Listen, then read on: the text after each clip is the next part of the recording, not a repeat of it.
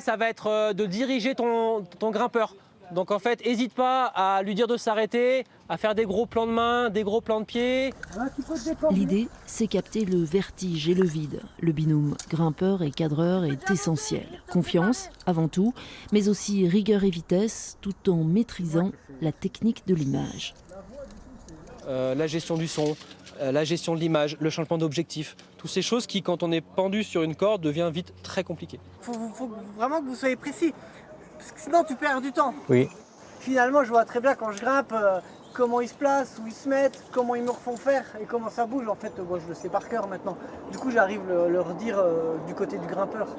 Guillaume et Cédric sont venus partager et transmettre aujourd'hui, car ces deux-là travaillent depuis 2 ans sur leur dernier film, présenté en avant-première à Chamonix. 2 ans de travail intense en parois. Filmer en milieu vertical en toute sécurité est un exercice très technique.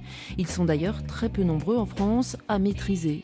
Alors les élèves du jour apprécient le moment avec ces experts du vide. Moi je viens du cinéma et j'ai eu l'occasion de filmer en paroi et on a déballé des quantités de matériel complètement dingues pour un résultat qui au final n'est pas plus impressionnant qu'avec 3 cordes et bien se placer. Pour moi, c'est être plus efficace dans la voie, dans la grande voie.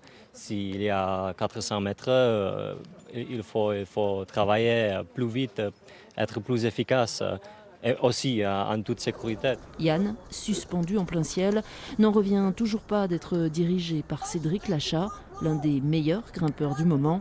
Suivez le maître, c'est complètement ouf. Des grandes voies de ouf, un paysage de ouf. Et t'as envie de grimper là.